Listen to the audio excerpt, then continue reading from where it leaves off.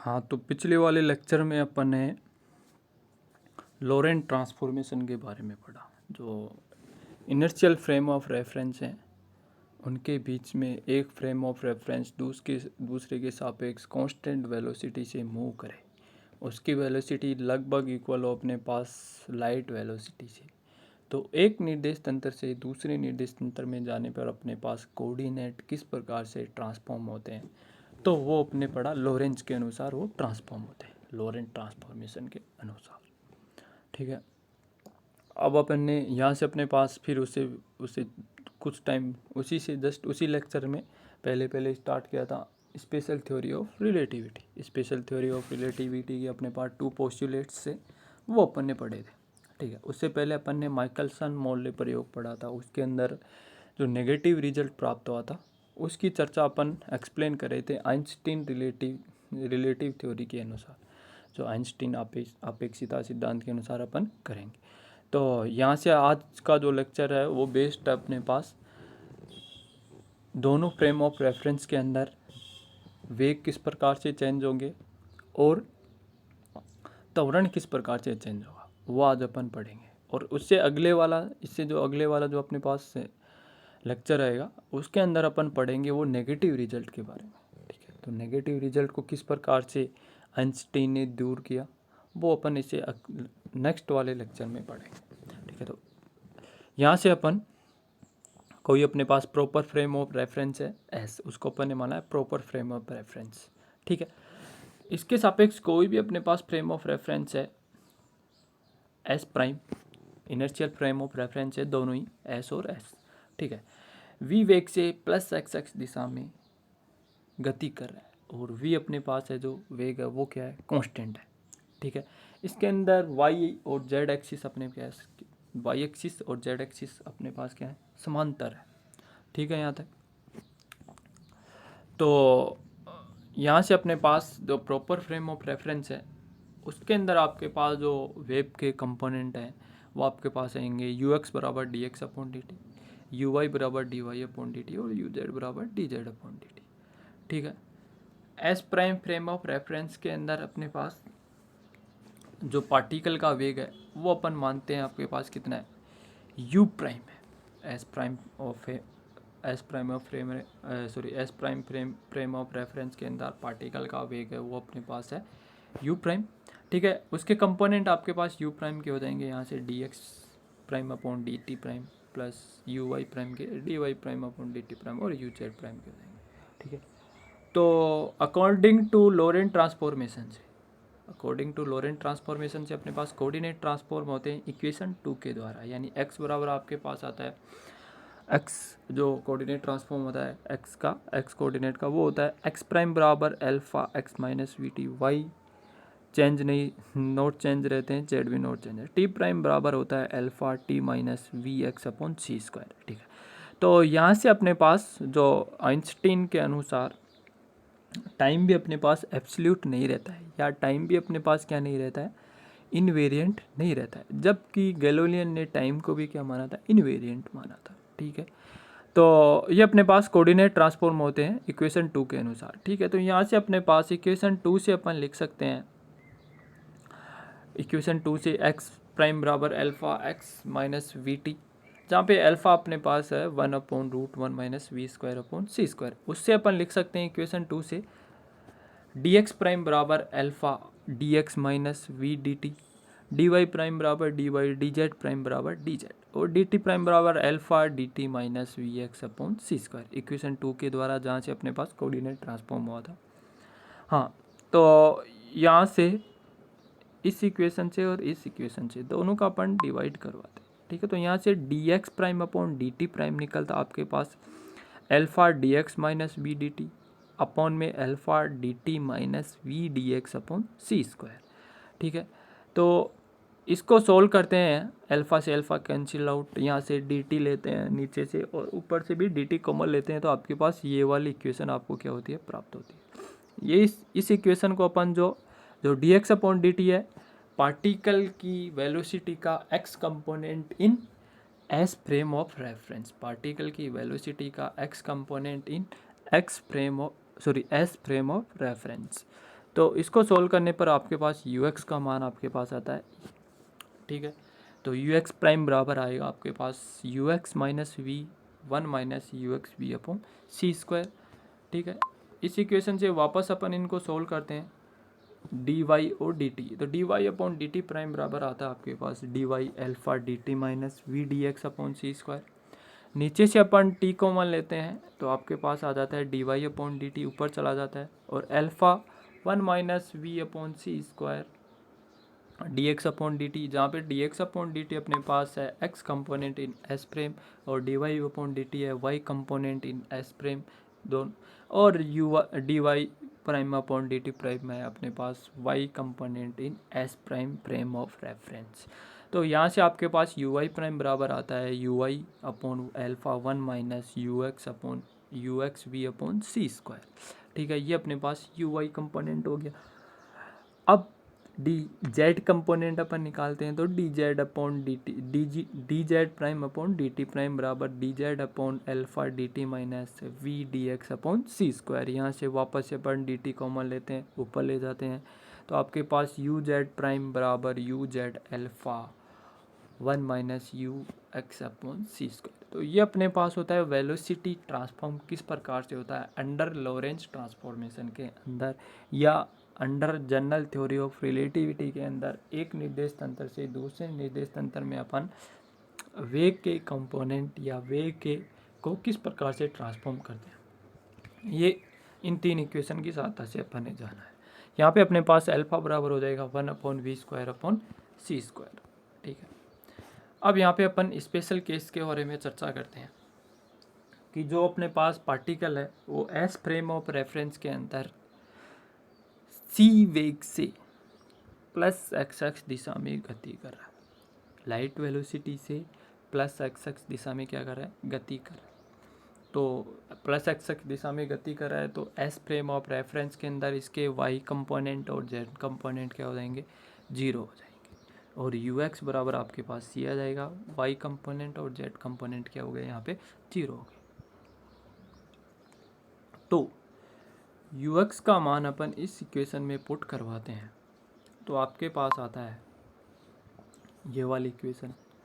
इस इक्वेशन को नीचे सी से सी कैंसिल आउट हो जाएगा, इसको सोल्व करते हैं तो ये वाली इक्वेशन प्राप्त होती है, इसको सोल्व करते हैं तो ये वाली इक्वेशन प्राप्त होती है। यहाँ से आपके पास सी माइनस वी ऊपर नीचे से क्या हो जाएगा, कैंसिल आउट हो जाएगा, तो नीचे इसका यू एक्स प्राइम का मान आपके पास सी बच जाएगा, ठीक है। अब यू वाई प्राइम और यू जेड प्राइम का मान आपके पास कितना है, जीरो है, तो यू वाई और यू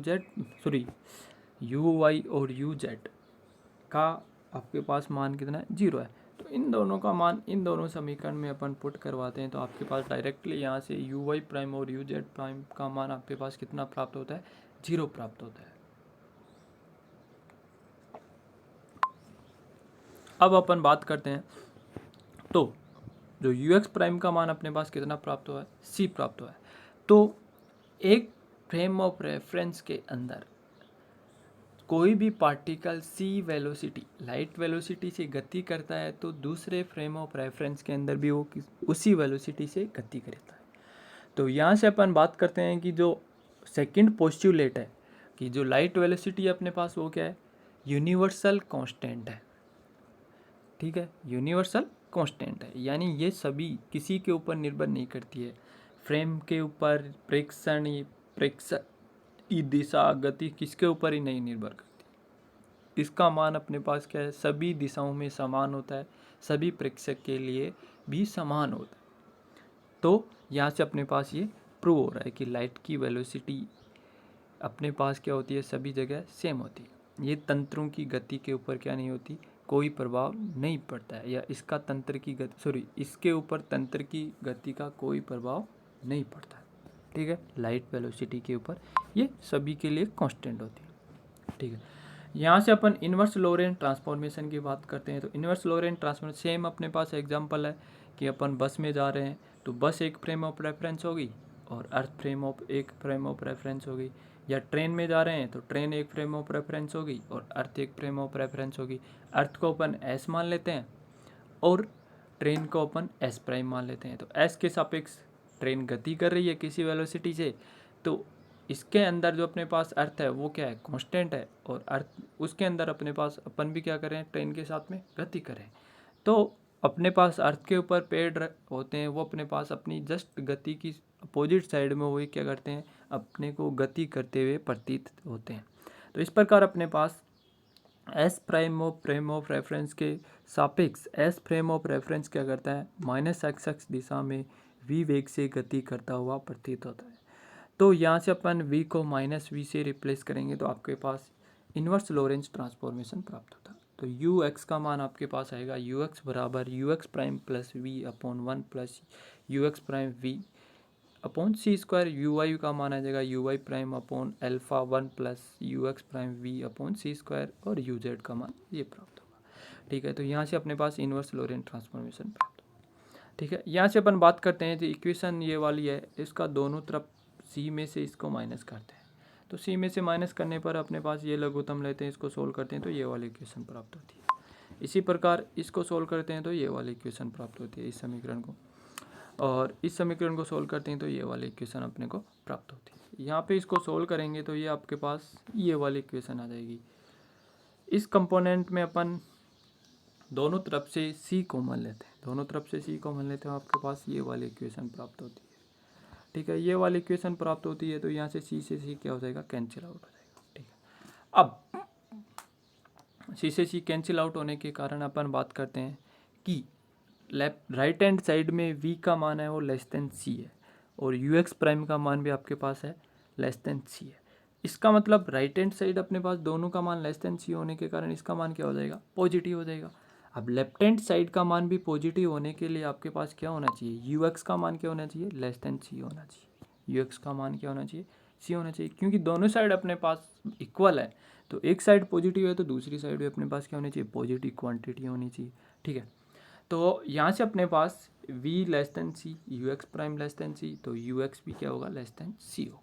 ठीक है, इसका मतलब आपके पास है जो कण की गति होगी वो अपने से क्या होगी, या तो प्रकाश के वेग से कम होगी, दोनों फ्रेम ऑफ रेफरेंस के अंदर ही। एक के अंदर अपने पास प्रकाश के वेग से कम है तो दूसरे के अंदर भी अपने पास क्या होगी, प्रकाश के वेग से कम होगी। या अपन बात करते हैं कि एक सीमांत पोजीशन, जैसे अपन ने अभी देखा था कि कोई भी पार्टिकल की वेलोसिटी क्या होती है, सी होती है, तो दूसरे वाले में भी आपके पास सी होती है।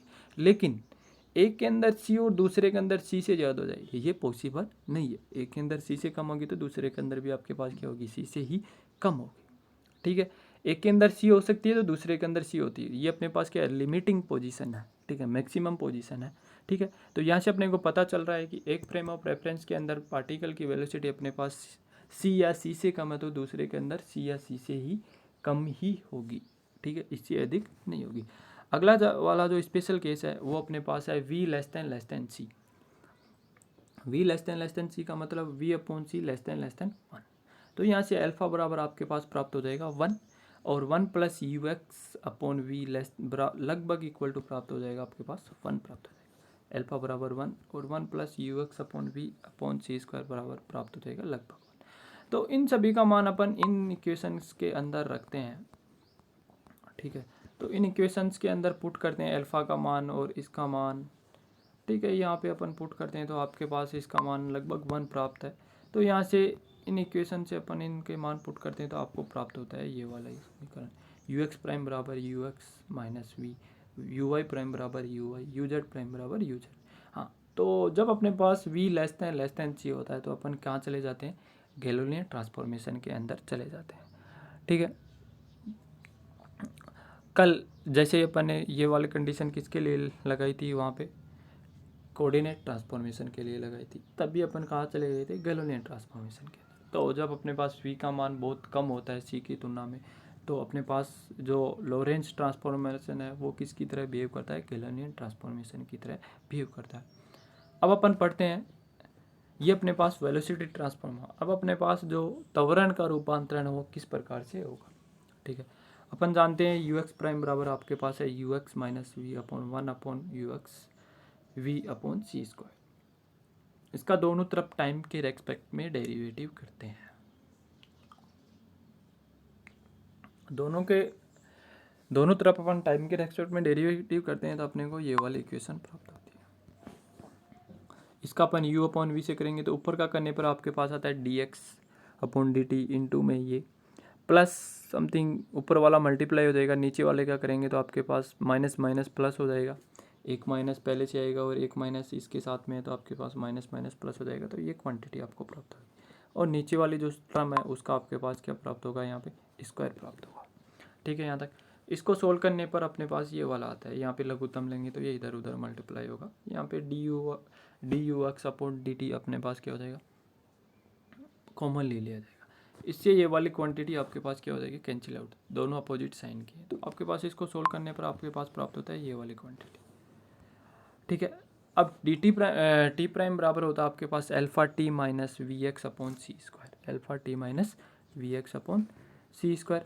इसको अपन डी टी प्राइम निकालेंगे तो यहाँ से ये आ जाएगा, इसका डी टी कॉमन लेते हैं, डी टी कॉमन लेते हैं तो आपके पास इधर आपके पास बन जाएगा यू एक्स, ये आ जाएगा। डी टी का मान निकालते हैं तो आपके पास डी टी बराबर D T prime upon alpha one minus you x upon V square. D T का मान in terms of D T prime में पुट करते हैं इस इक्वेशन के अंदर, तो आपके पास ये वाली इक्वेशन प्राप्त होती है। इससे यहाँ पे आने हमें अपने पास डी टी का मान इसके अंदर अपन को पुट किया है, तो ये वाली इक्वेशन आपको प्राप्त हुई है, जहाँ पे अपने पास अल्फा ये है, ये पहले ही बताते हैं। तो इनका मान यहाँ पे पुट करने के बाद में इधर जो अपने पास d u x prime upon D T prime है, ये अपने पास आ जाएगा ए एक्स प्राइम, यानी एक्सेलरेशन का एक्स घटक S prime frame of reference के अंदर।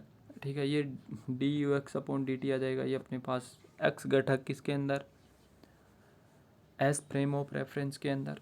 ठीक है, तो यहाँ से अपन सोल्व करते हैं, अल्फा का मान पुट करते हैं तो आपको ये वाली इक्वेशन प्राप्त होती है। ठीक है, तो यहाँ से अपने पास एक्स कंपोनेंट, त्वरण का एक्स कंपोनेंट इस प्रकार से परिवर्तित होता है।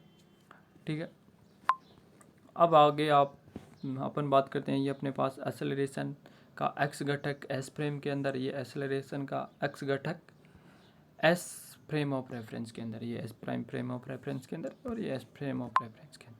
अब अपन वाई घटक वाई कंपोनेंट की बात करते हैं, तो वाई कंपोनेंट अभी अपन ने चेंज किया था, वो यू वाई प्राइम बराबर you Y upon one minus you x upon C square into alpha. इसका दोनों तरफ टाइम के रेस्पेक्ट में अपन डेरिवेटिव करते हैं, टाइम के रेस्पेक्ट में अपन डेरिवेटिव करते हैं तो ये वाली अपने को इक्वेशन प्राप्त होती है। ये इक्वेशन को अपन सोल्व करते हैं तो ये इक्वेशन प्राप्त होती है। इस इक्वेशन को एडजस्ट करके यहाँ से अपन इस वाली इक्वेशन में आ जाते हैं। ठीक है, यहाँ पे अपन सेम डी टी का मान रखते हैं किसके अंदर, डी टी प्राइम के अंदर। तो डी टी का मान डी टी प्राइम के अंदर अपन रखेंगे तो डी टी प्राइम यहाँ से अपने पास डी टी प्राइम, ये यहाँ से दोनों इस राइट हैंड साइड से डी टी कॉमन लेने पर ये इक्वेशन प्राप्त होगी, यहाँ से अपने पास ये इक्वेशन प्राप्त हो जाएगी। तो डी टी का मान in terms of D T prime में पुट करेंगे तो ये इक्वेशन आपको प्राप्त हो। ठीक है, ये इक्वेशन प्राप्त हुई, इसको अपन सॉल्व करते हैं तो यहाँ से आपको ये वाली इक्वेशन प्राप्त होती है, इस इक्वेशन से ये इक्वेशन प्राप्त होती है और इससे ये वाली इक्वेशन प्राप्त होती है। ठीक है, तो इस प्रकार से अपने पास क्या होता है, वाई घटक इसका क्या होता है, आपके पास ट्रांसफॉर्म होता है। एक्सेलरेशन का वाई घटक आपके पास एक निर्देशांक से दूसरे निर्देशांक में ट्रांसफर, तो ये अपने पास लोरेंट ट्रांसफॉर्मेशन से एक्सेलरेशन किस प्रकार से ट्रांसफॉर्म होगा, तो ये अपन ने लिखा ए एक्स का मान ये आएगा, ए वाई का मान ये आएगा और ए जेड का मान आपके पास ये प्राप्त होगा। ठीक है, हाँ यहाँ पे अपने पास जो लोरेंट ट्रांसफॉर्मेशन है उसके अंदर अपन ने माना है कि लाइट की वेलोसिटी आपके पास क्या है, इनवेरिएंट है, यूनिवर्सल कांस्टेंट है, सभी दिशाओं में सभी जगह आपके पास क्या है, समान है। ये सेकंड पोस्टुलेट के अनुसार है।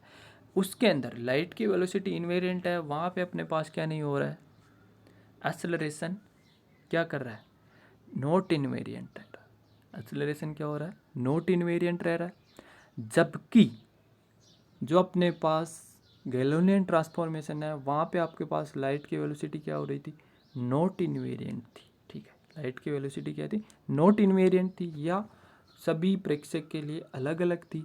वहाँ पे अपने पास जो था एक्सेलरेशन क्या हो रहा था, इनवेरिएंट रह रहा था।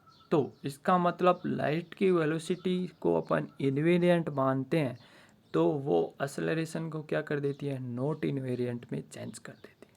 ठीक है, तो जहाँ लाइट की वेलोसिटी इनवेरिएंट होती है वहाँ पे एक्सेलरेशन अपने पास क्या होता है, नॉट इनवेरिएंट होता है, और जहाँ लाइट की वेलोसिटी नॉट इनवेरिएंट होती है वहाँ अपने पास एक्सेलरेशन इनवेरिएंट होता है।